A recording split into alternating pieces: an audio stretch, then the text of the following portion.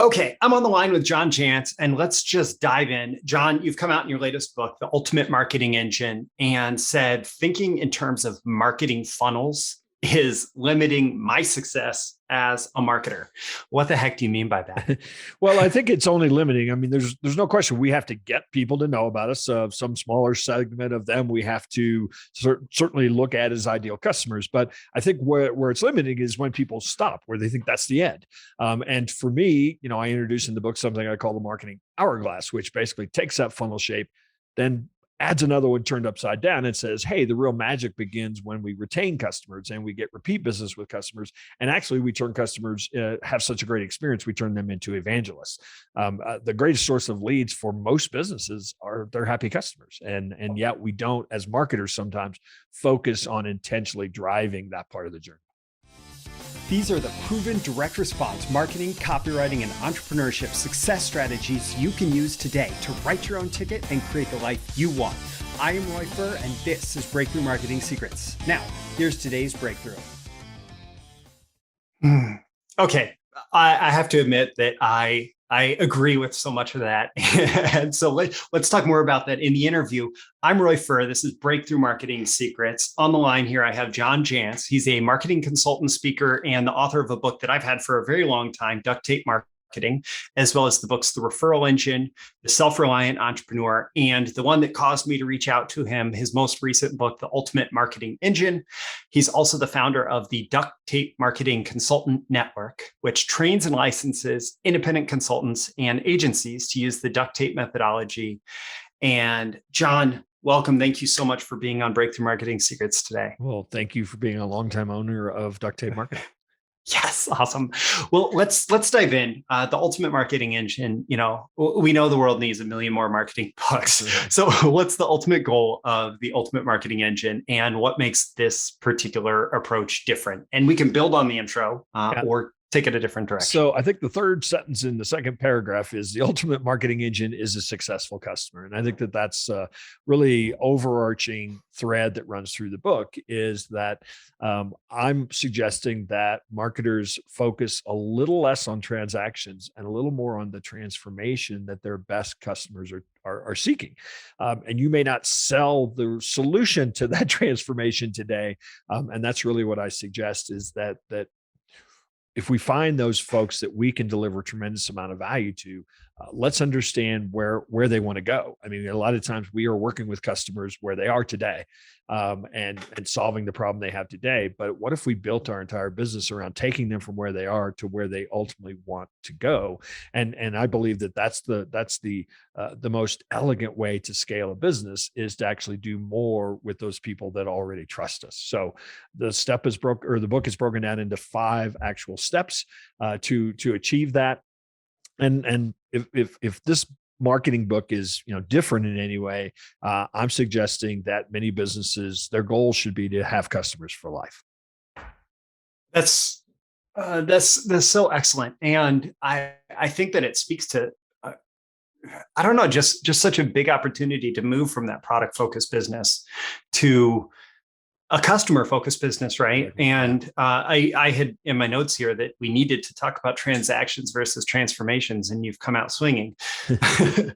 So you have a tool that you use for that, and correct me if I'm wrong, but you've explained it as the customer success track. Right? Yeah. And as I, say that idea of transformations, people are like, yeah, okay, that's great. Fundamentally I agree, but how? And so that's really what this tool is, the customer success track. The idea behind that is to identify the stage that most of your customers are in today. And most businesses I've worked with, they generally work with customers or, businesses or individuals in a certain stage of life or a certain stage of business. And we know who they are. I mean, we can spot their characteristics. We know the challenges they're having in that stage. And if you're any good at all, you've got to map out a process to how to get them out of that stage, how to solve that problem. And so what the customer success track suggests is, well, what's next? What's the next stage? And then what's the next stage? In my business, which is a marketing business, most people come to us because they don't have a marketing strategy. The foundation of their marketing is sloppy. I mean, they have a website, maybe, somebody SEO'd it, maybe they have some content, maybe. And so they come to us really wanting a cohesive strategy and that foundation built. Now, actually, they come to us wanting leads, and what we have to tell them is, no, the promise of moving out of this stage of getting the foundation built is that we can now get you to a point where these tools, the websites, and the things that you have invested in are actually going to generate leads, ideal customers. And then the next stage is, now we can consistently convert those customers to high paying customers. So we have developed in my business, it's 5 stages that we can create a list of milestones and tasks that if we accomplish those, we are going to move a person to the next stage. So actually, if you get the book and you're interested at all in marketing, you're going to get my entire roadmap or blueprint for the customer success track for marketing. But my real goal in introducing this idea, and I've had some wonderful conversations with businesses that are applying this in some innovative and creative ways, is that I think almost any business can look at their customers this way and start really making that almost the mission of their business. And I think it becomes to take somebody from where they are to where they want to be, makes you invaluable to those customers. And I think that idea could become the overarching strategy for the business. Yeah, well, it's excellent. And I do have to give you big credit here because honestly, for years with Breakthrough Marketing Secrets, like it started as kind of a side thing. I was doing a lot of copywriting, marketing, client work. And then I started publishing daily and saying, okay, these are just my experiences, right? And I knew all along the way that I needed to define my audience, right? I needed to know who they were, but then I would run into things where I would have like the heads of, and this is literal, like $1 billion direct response company reading my daily emails, as well as somebody who is like from a completely different country who's like brand new and discovering copywriting and excited about it, but like not sure, where to start. And I would have this audience that was super wide. And it was only in listening to you talk about the customer success track that I realized something that we talked about before I hit record, that my audience is copywriter entrepreneurs. And I was able to lay out 5 stages of the copywriter entrepreneur journey, from just discovering copywriting and saying, oh, this is what you could do as a marketer, as a copywriter, like that's what that is, all the way up to I've built a business where I understand copywriting and marketing, but now my role is an entrepreneur, and maybe I do offer creation and strategy, and I'm creating this success track of what the copyright. Awesome. And I know it because it's my success track too, and I see the destination. Yeah, and I'll be the first to admit that I didn't wake up one day and say I'm going to create this customer success track. I mean, I've been working on it for 20 years, but I ultimately realized that we had done it. We had it.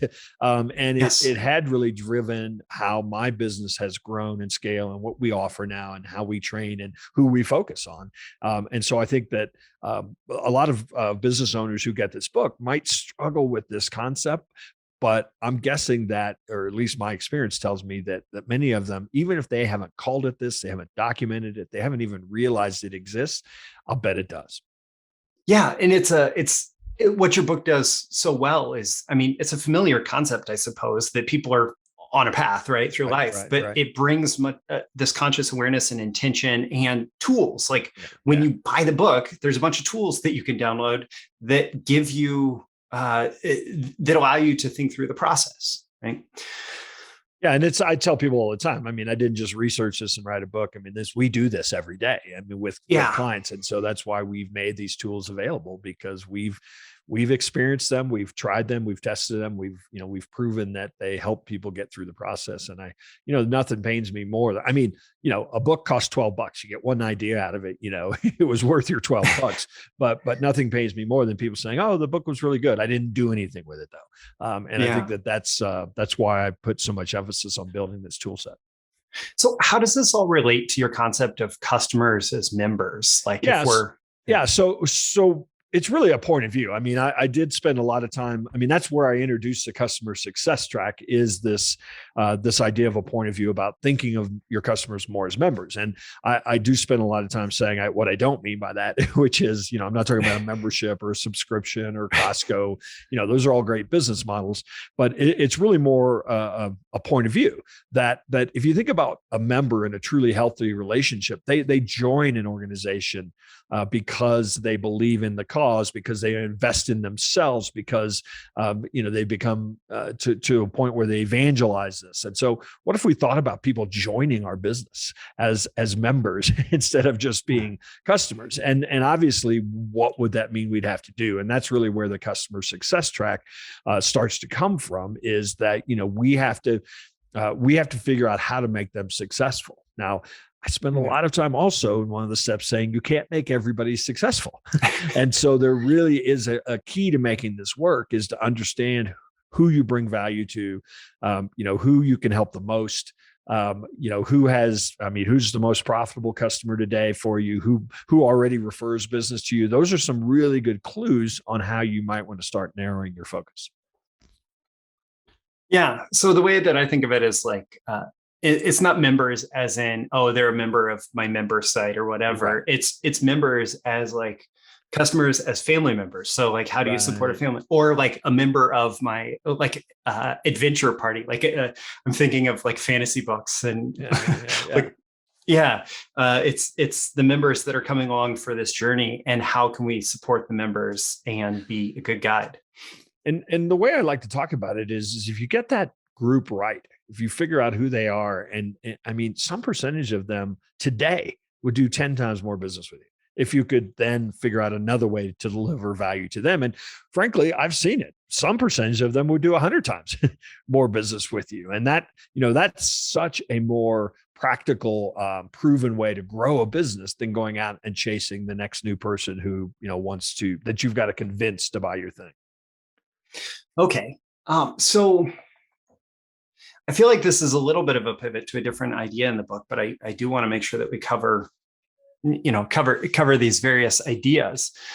How has the way that we buy changed in the last few years, like as customers, and then how do we as marketers have to adapt? Yeah. So there's so much made about, this change in marketing. We've got to be on social media and our websites have to do this. And I think what a lot of people underestimate is the thing that's changed the most is, as you mentioned, the way people have the ability to become customers, how they choose to become customers.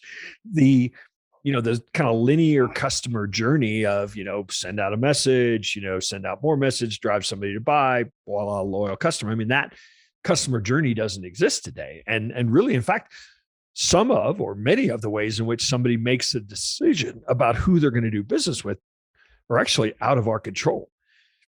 You think about the review sites, you think about, the YouTube channel that somebody creates and talks about your business.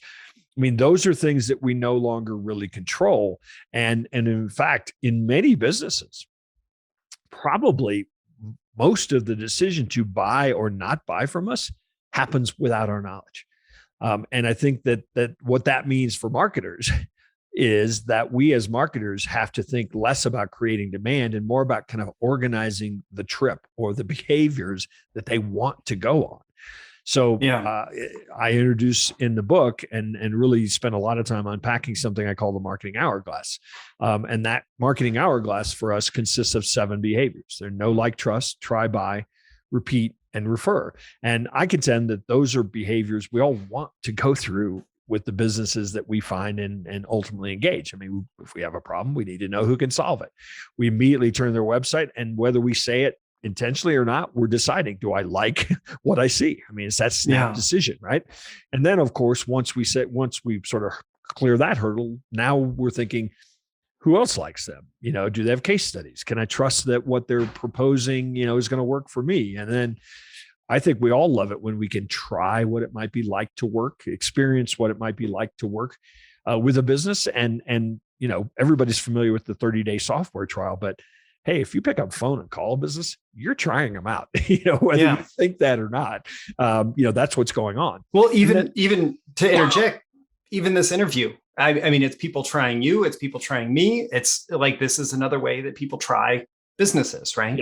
Absolutely. And then of course I think we all love to buy typically, but we've all been let down in Yeah. instances where we bought. Buyer's remorse is a real thing. So what are we doing to intentionally keep that experience high, to get rid of buyer's remorse? To have our transactions be frictionless, to onboard and to orient new customers. And then of course, if I find somebody who solves my needs, as a buyer, I don't go looking again, see if I can find a lower price necessarily. I mean, I love that Yeah. convenience, right? I just go back to them. And then I think as human beings, we're wired to refer, or at least talk about experiences that exceed our expectations. So the point of all that is, what are we doing to intentionally guide people on that journey? We can't control the journey anymore. We can't decide what stage somebody is in that journey, but we Yeah. certainly can intentionally start making, when they get to that guidepost, making that experience one that makes them want to go to the next step. Yeah.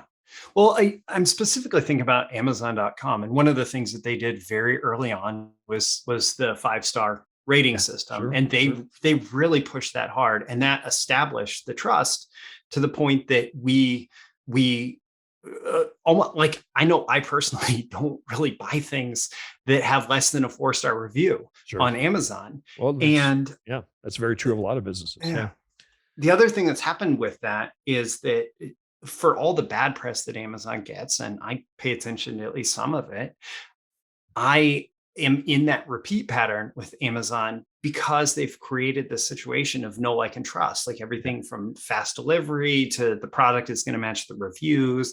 The reviews are actually people who have used the product. And like, they have completely, I have a favorite headphones brand that got completely kicked off, and I'm wearing earbuds from them right now, got kicked off Amazon because when you got the headphones, they incentivized a 5-star review. Mm. And even though it's a great quality headphone, it's Amazon values the trust so Sure. highly that Yeah. it was a huge brand for Yeah. headphones, for low cost headphones on Amazon, but they kicked them off completely along with a couple other brands on the same day because of that trust factor, and they valued the trust of the customer experience. And so, like, how can we as marketers lean into that, right? Yeah, no question. I mean, I think for certain businesses, I talk about these 7 stages. For a lot of businesses, trust is the most important one. It's, Yeah. it's the one that allows you to attract that ideal customer, not that shopper, who's just looking for a deal. In certain industries, you won't, you imagine hiring an attorney that you think, well, they got 3-star reviews, but what the heck? How bad could it be? I mean, those things where we're going to turn over our personal financial life to somebody who's going to help us. I mean, trust is the number one thing to focus on. And yet most people still want to run an ad, put something out there and say, come buy from me. Yeah. Yeah. And when you have the momentum of trust, especially in terms of online markers of trust, like Google reviews for a local Yeah. business, Yeah. I know that that momentum becomes hard to upset, and it also becomes a huge tool for scale. Because if you have a franchise business that you're able to open in a second location, a second city, you're almost instantly at the top of Google's Yeah. local listings because you have that trust established in a different place. Well, and it's not, obviously those are important elements, but I'll tell you the one that not enough people talk about is you can charge more.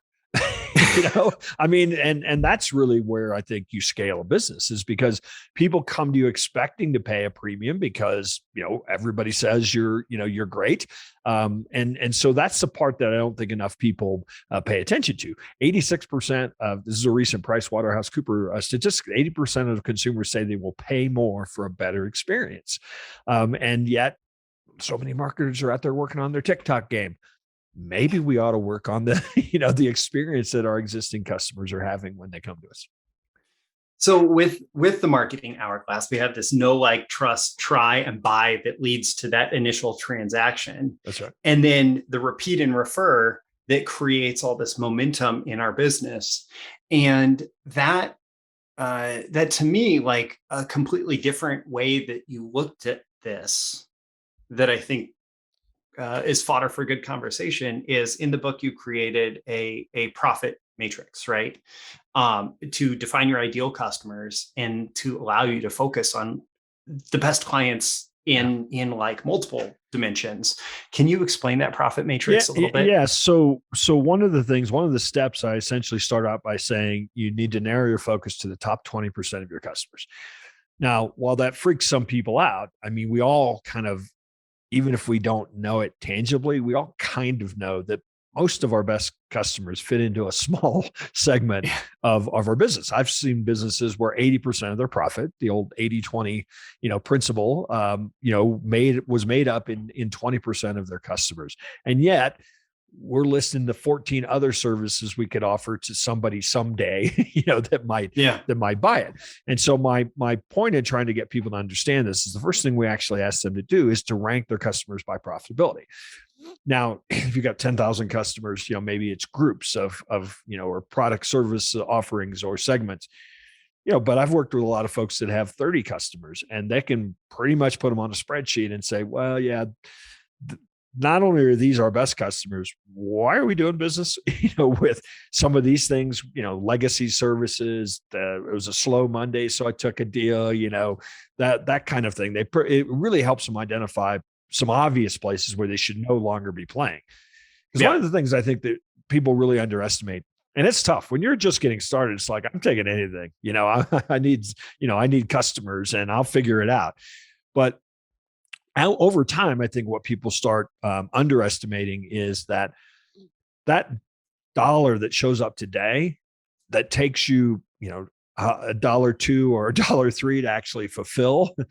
Not only is that, really kind of false economy of scaling, it really robs you the opportunity cost of focusing on that client that would actually, as I said, do more business with you. So if we get rid of those ones that really are not good fits, they didn't have the right problem that we could solve, maybe even some of them are detractors, we're going to free up kind of some space and time and energy to look at those customers who are your most profitable, who already refer business to you, who you can actually look at and say, a customer with these characteristics, we know we can get them the most value and we can do it fast. That combination to me is quite often overlooked. A lot of times people look at a customer and say, gosh, what would be the opportunity for them? They're this size or they're this stage in their business. And so, they buy a lot of XYZ. So let's go, grab some of that share. But I think if we actually started narrowing our focus to clients that we can help the most, the fastest, that's the group that is going to be thrilled. They're going to get a great result. You got it for them quickly, so they probably had a great experience. And that's, I think a lot of times people focus on what can we get from that client, and I think if we focused on who could we give a great experience to, because not everybody's a great fit. I mean, when somebody comes to us with certain attributes, and I'm sure you've seen this as well, Roy, when a business comes to us with certain attributes, I mean, I can almost instantly go, this is a no-brainer. This is a layup. I mean, we can help these guys and we'll help them quickly and they'll get some amazing results out of it. Whereas if somebody comes to us with certain elements that, they want to be very DIY, they want to be very hands-on with their marketing, but yet they really don't understand, strategy. I mean, those kinds of characteristics, we know it's going to be kind of a grind. Yeah, we can probably help them. Yeah, they're willing to pay us, but they're not going to get the results we know are possible with other characteristics in place. And so that's really a great way. I think that shift can help a lot of people understand, this idea of narrowing their focus is go after more people you can help quickly. Yeah, I definitely have that experience. And I'm going through the list of, okay, this is my ideal client for that situation. This is my ideal client for that situation. And it hits all those same things. They're easier to work with. They pay more. They get great results. They get great, they have a great experience, a great outcome. And they talk about me to other people and send more people who are like them to me, which is excellent. I mean, I had somebody reach out the other day with a really big opportunity with a very large company that wanted us to do something that it's not real. I mean, we could do it, but it's not really in our scope. And so consequently, we're going to have to figure out how to do it. So there's always a lot of risk in that. Right. But then also, as you just mentioned, it's not work that, like, the value we got them was going to be okay, but it's not work that we know we've proven, we can deliver a tremendous amount of value. So consequently, There's probably no lifetime value opportunities there. They're probably not going to refer us, Yeah. to other people. So, we said no, and it's, you stick around long enough, you get better at saying no. But I think you have to at least start analyzing your opportunities based on some filter. Yes, absolutely. And that's the danger of this like creative marketing service business that it's very easy for us as marketers to say, yeah, I'll tackle that. Yeah. It's much harder to say, no, this is not a great fit. And so you're not going to have a stellar customer experience. Right. And so I should say no. Exactly. Well, I want to, so we've done a great job of talking about strategy and talking about like customer journeys and all of that. And at the same time, a lot of my subscribers are copywriters, are people Yeah. who create marketing messages. They're creating it for their business, for client businesses. And one of the things that I totally loved about like that jumped out at me about the ultimate marketing engine was as soon as you started talking about the narrative, about Yeah. storytelling for marketers. And that's something that I teach as well. So one thing that just screamed at me as so spot on with my experience since 2005 is the core story of a business and Yeah. really nailing down the core story. So can we talk through what that is and how that's so useful? Yeah. So,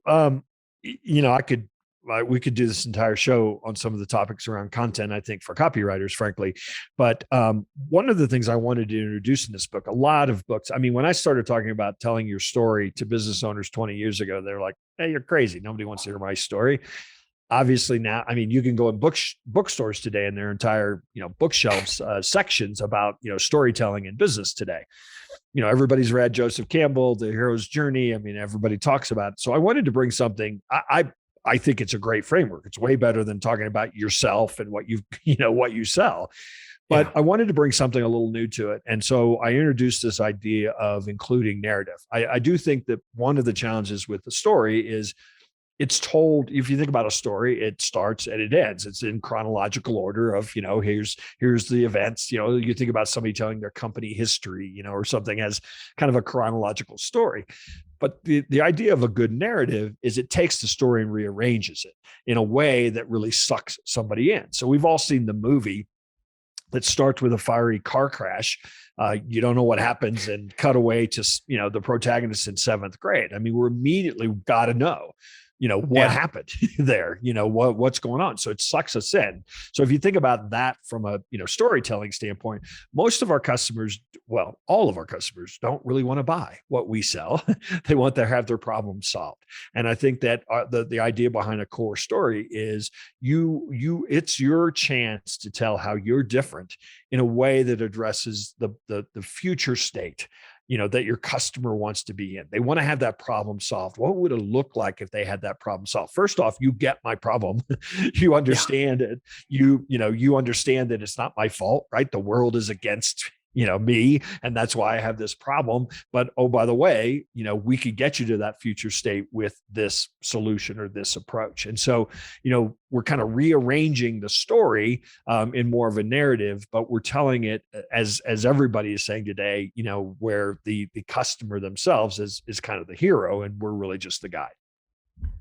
So one of the things that you're trying to do fairly early on in terms of defining the actual message as opposed to the strategy of the marketing is defining the problem Yep. that your business solves, identifying what you called on one of your worksheets, the outside forces that are driving the problem, which Yep. it's not my That's fault, the enemy. right? That's the enemy. Yeah. Painting a picture of what the customer's world looks like without the problem, explaining the solution that there is a solution that exists, right? And I have that solution for you, and then a call to action. So, like how do you then take what you've defined as a core story, which is more of like a brand document or an internal right. use document Yeah. than an external presentation? How do you take that and then use that in content and specific marketing or Yeah, advertising pieces? yeah, absolutely. So to me, that's homepage fodder, or that's maybe even an about us fodder. I mean, as you said, that's going to be the brand story. That's going to be the key story that you're telling over and over and over again. maybe it gets reworked a little, and parts of it are in a sales presentation Yeah. as well. One of the things, though, that I think we have to do is we have to understand that not every single one of our problem, or not every single one of our customers or prospects has the exact same problem. And so Okay. we also need to really, we have to have that one that we're going to go with, because we don't want to, necessarily, you know, convolute the message. So we want to go with that kind of core story that in some ways just gives somebody a sense of what we believe, and that and that you get me. That's what we're trying to get across there. But I also, when we're talking about this problem solving thing, I have a whole matrix of problems that we solve, because I essentially sell marketing strategy, and nobody ever wakes up and says, "I'm going to go buy some marketing strategy." But Yeah. they do wake up and say, "How come we can't charge what we're worth, or what we think we're worth?" Or how Yeah. come when I look at Google, my top two competitors are always above me in the rankings? And so we have to actually understand, all of those symptoms, and then be able to tie those back to, the solutions, which, that's a strategy problem, or that's an SEO problem, or that's a content problem. But the client doesn't go looking for strategy or even looking for content. They just want the problem solved of, how do I rank? How do I charge more? And that's what we really have to help them understand, that we get that. It's like the time where I had an itchy stomach. This is when I lived in Oregon, and I'm like on the internet trying to self-diagnose. And I'm convinced by the time that I decide to book a doctor's appointment that I have shingles. And I get to the doctor, and I come with my symptoms. And I'm like, here are all the symptoms, like, here's the symptoms that I'm having. And she's like, no, Roy, you have allergies. We grow a lot of grass seed around here. It's the time of year where that bugs everybody. Yeah. And go take some allergy medicine and you're going to be fine. Yeah. And so it was a matter of like, I'm coming with all these symptoms and I had this problem. And yeah, I mean, as the doctor, as a GP doctor, like she's able to just take those symptoms and say, no, here's the solution. Yeah. Yeah. Yeah. Yeah. Well, and for your copywriter listeners, I'm going to go back to the hourglass. I mean, one of the ways we use the hourglass, because let's face it, today content plays a role in every stage in many cases. I mean, even after somebody becomes a customer, it's probably the greatest missed opportunity for a lot of content writers, is that, part of the way we retain customers and sell them more is by, using content to kind of continue their journey.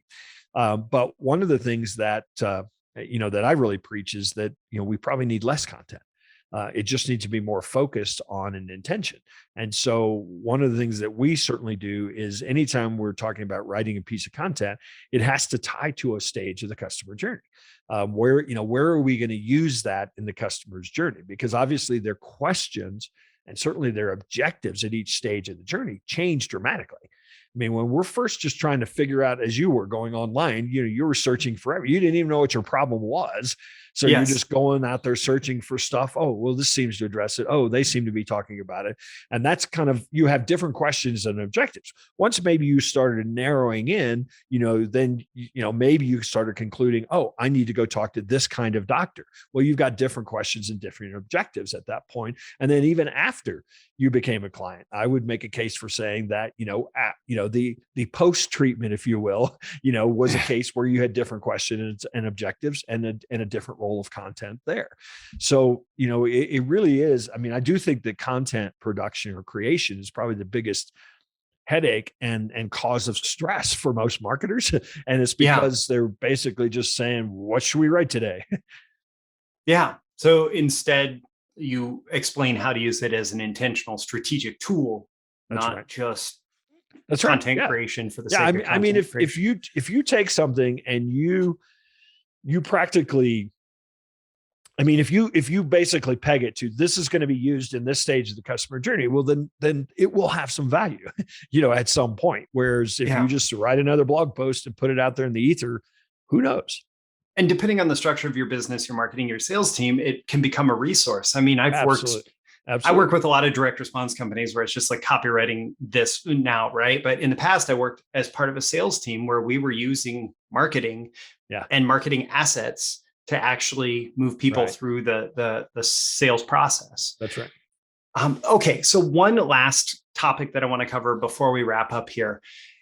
You do a great job of explaining how you use customer interviews to Yeah. actually start to nail these stories and to pull out talking points, pull out language to use. Yeah. So, how do you, as your team, who's maybe coming into a business or a market where you don't have a natural message that you can just That's right. espouse, how do you use customer interviews Yeah. to get all of that? Well, so, one of the things we started doing is, we wanted to ask businesses, how are you different? What's your key, core difference? Because we're going to use that as a message. And this is many, many years ago, I quickly found out they don't know. They have no idea, how they're different in most cases. In fact, that's why they're hiring you. And so we started this process of taking 8 to 10 of their ideal clients and asking them very simple questions. First off, how'd you find them in the first place? Why'd you hire them? Why do you stick with them? What do they do that others don't? I mean, pretty bland, inane questions to get the conversation going. Now, when we ask those questions, of course, we say, what do they do that others don't? They say, well, they provide great service. And obviously we all know that's not very useful. And so Yeah. then the follow-up is, tell me a story about a time they provided great service. And then we start to hear the magic, because when people start telling stories about what you did differently, and frankly, 5-star reviews, they're doing the exact same thing. They are going there and saying, I was surprised. I got Yeah. more than I expected. They did X. It's never an example I use in the book is a tree service. Nobody goes there and says, they were great. They cut my tree down just perfectly. But they do go there and say, they showed up when they said they were going to, and they cleaned up the job site. I couldn't even tell they were there. Yeah. And those are the problems that we're actually solving for people. That's the stuff they're not getting from everybody else. Even though we know it's not true, the belief is anybody with a truck and a chainsaw can cut a tree down. So how do we differentiate ourselves? We differentiate ourselves by having our 100% guaranteed on time for appointment, or we give you a discount. We have our 27-point clean up the job site checklist, because that's the stuff that they care about. That's the stuff they're not getting from anyone else. So we find those stories in the interviews, and we find those stories increasingly in 5-star Google reviews for companies, because it's in their language. It's got emotion in some cases, rather than us talking about we're 27-year arborists and have every degree under the sun. Yeah. It's what I call three-dimensional storytelling, where instead of saying, oh, this company has great service, which is just platitudes, right? It's just saying something. It's somebody actually telling like a in-person experience. And oftentimes people have that there behind whatever they're saying, whatever platitudes come out, they have that there. You just have to be willing to ask that follow-up question. Yeah. And exactly. And then be quiet, or say, or all you say after that is, tell me more about that. Tell me more about that. Yeah. Be a good active listener. Yeah. And it's not just, obviously we actually develop entire core messages above the fold on the website, out of these interviews, but we also use them for blog post ideas. We use them for subject lines for emails, because, people are talking about the real problems that we as companies solve. Yeah, going all the way back to the Robert Collier letter book, a very old classic. Enter the conversation already going on in their heads. Well, ask them what that conversation is. Exactly. That's awesome. Well, I highly recommend The Ultimate Marketing Engine as just a great book on marketing strategy and messaging and everything we've talked about here. Of course, folks can go to theultimatemarketingengine.com. And you have the first couple chapters available for download. Kind of the typical stuff. You can find out a lot more about the book, and as you said, kind of get a sample of it. It's the ultimate try. Yeah, awesome. So I'll include a link there. You can also get it through Amazon or wherever good marketing books are sold.